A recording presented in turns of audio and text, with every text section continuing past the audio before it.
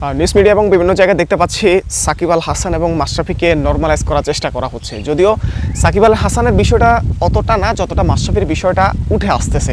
মাশরাফিকে অনেকে নির্দোষ দাবি করতেছে, কিন্তু সেই যে মন্ত্রী ছিল, সেই যে ওই 300 জনেরই এমপির, শেখ হাসিনা 300 জন এমপির একজন ছিল, সে কথাটা সে তো তাদের বিরুদ্ধে গিয়ে করতে পারে নাই, আন্দোলন করতে পারে নাই, অথবা তাদের বিরুদ্ধে গিয়ে কোনো সিদ্ধান্ত নিতে পারে নাই, অথবা সে প্রোটেস্ট করতে পারে নাই। কোনভাবে আপনি তাকে নির্দোষ প্রমাণ করবেন? তার বাবার নেতৃত্বে নড়াইলে কয়েকজন মানুষকে খুন করা হয়েছে, প্রায় 4-5 জনের মতো, এবং অসংখ্য মানুষ আহত হয়েছে তার বাবার নেতৃত্বে। তো এদের নেতৃত্বে যদি নড়াইলে তার জায়গায়, তার আসনে, তার নির্বাচনী অঞ্চলে যদি মানুষ খুন করা হয়, হত্যা করা হয়, তাহলে আপনি কিভাবে তাকে নরমালাইজ করবেন? কিভাবে তাকে আপনি মুক্তি দিবেন, দায় মুক্তি দিবেন? সে তো পার্লামেন্ট থেকে বের হয়ে আসতে পারে নাই, সে তো হাসিনার সিদ্ধান্তকে বুড়ো আঙ্গুল দেখা বের হয়ে আসতে পারে নাই, একটা প্রতিবাদ পর্যন্ত করতে পারে না। বের হয়তো আসা তো পরের কথা, সেটা পরে দেখা যাবে। সে 18 সালের নির্বাচনে রাতের ভোট, দিনের ভোট যখন রাতে হয়ে গেছিল, সেই নির্বাচনে সে এমপি। 24-এর নির্বাচনের 5ই আগস্ট পর্যন্ত সে মন্ত্রী ছিল, এমপি ছিল। তাকে হুইপ বানানো হয়েছিল, সরি আমার ভুল হচ্ছে মনে হয়, তাকে হুইপ পর্যন্ত বানানো হয়েছে সংসদের, সে সংসদের হুইপ। অথচ সে এই যে গণহত্যা চলতেছে, হাসিনার যে গণহত্যা, সে গণহত্যার বিরুদ্ধে একটা কথা বলতে পারে নাই। তাহলে আপনি কিভাবে তাকে দায় মুক্তি দিবেন? সে তো তাদেরই একজন ছিল। সে তো বুঝতে পারতেছে যে শেখ হাসিনা করাপ্টেড। সে রিয়েল এস্টেট ব্যবসা বুঝে, সে বিজ্ঞাপনের ব্যবসা বুঝে, সব কিছুর ব্যবসা বুঝে, টাকা বুঝে, সব কিছুই বুঝে, লাভের ব্যাপারগুলো সব কিছুই বুঝে। মানুষ হত্যা, তারপর বিচারহীনতা, সেগুলো বুঝে না।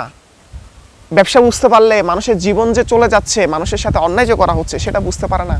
কিভাবে তাকে নরমালাইজ করা হচ্ছে? যারা নরমালাইজ করার চেষ্টা করছে তারা এক একটা এই দেশের এক একটা কুলাঙ্গারের বাচ্চা। কুলাঙ্গারের বাচ্চা না হলে এদেরকে নরমালাইজ করার কিছু নাই। এরা এদের জনপ্রিয়তাকে ব্যবহার করে এরা এমপি হয়েছে, মানুষের ভোটের অধিকার কেড়ে নিয়েছে। শেখ হাসিনার সময়ে ওরা যখন এমপি ছিল, এই যে মাশরাফি যখন এমপি থাকাকালীন অবস্থায় বাংলাদেশের মানুষ 1200 টাকা কেজি ধরে মরিচ কিনে খেয়েছে, তখন সে একটা কথা বলতে পারে নাই। সে নাকি সংসদের হুইপ, সে নাকি এমপি, সে নাকি বাংলাদেশের জনপ্রিয় ক্রিকেটার। ক্রিকেট বাংলাদেশের একটা ছোট্ট একটা অংশ। এই ক্রিকেটই বাংলাদেশের সব কিছু না, বা এই ক্রিকেট দিয়ে বাংলাদেশ চলে না। এই ক্রিকেট পার্ট অফ দ্য দেশ, পার্ট অফ দ্য কান্ট্রি, মানে খুব ছোট্ট একটা অংশ। এই অংশ আসলে যা আমাদের কিছু যায় আসে না, বরঞ্চ আমাদের আরও ক্ষতি হয়। এই ক্রিকেটের কারণে পোলাপাইনটা পড়াশোনা ঠিকভাবে করে না, আড্ডা দেয়, তারপর সেখানে গিয়ে খেলা দেখে সময় নষ্ট করে। আমাদের দেশের এই যে তারা বিভিন্ন জায়গায় দেশে খেলতে যায়, বিভিন্ন সিরিজ খেলে, সেখানে হেরে আসে, আমাদের লস হয়। আমাদের দেশের যে রাজস্ব খাত, সেখানে ঘাটতি দেখা দেয় তাদের এইসব এই ভুংচুং, তাদের বেতন দেওয়ার কারণে। তাদের এক একটারে 5 লাখ টাকা 7 লাখ টাকা বেতন দেয় কোন হিসাবে? তাহলে তারা তো ওই আশানুরূপভাবে আমাদেরকে কয়টা ওয়ার্ল্ড কাপ জিতাইছে? অনেক দেশে তো ওয়ার্ল্ড কাপ জিতছে, বাংলাদেশ কয়টা জিতছে? তাহলে এই ক্রিকেটাররা যখন নিজেদেরকে, মানুষের ভালোবাসাকে পুঁজি করে, মানুষের ফ্যান ফলোয়ার এই বিষয়টাকে পুঁজি করে, জনপ্রিয়তাকে কাজে লাগায়, সে যখন একটা দানবের হাতিয়ার হয়ে উঠে, দানবের জন্য জনপ্রিয়তা কাজে লাগায়, আপনি কীভাবে তাকে নরমালাইজ করেন? তার কারণে তার অঞ্চলে কতগুলো মানুষ খুন হয়েছে, সে কি একটা প্রতিবাদ করেছে? সে কি জিজ্ঞাসা করেছে কেন এগুলো হয়েছে? সে কি বাধা দিয়েছে? সে যদি ওইখানে থাকতো তাহলে তো এই বিষয়টা ঘটতো না। একটা মানুষের জীবনও কেন যাবে? একটা মানুষকে খুন করা মানে সমস্ত পৃথিবীর মানুষকে খুন করার সমান অপরাধ, হাদিসে আছে। তাহলে তাকে আজকে যারা নরমালাইজ করার চেষ্টা করতেছে, এরা আসলে মানুষ না, এরা জানোয়ার।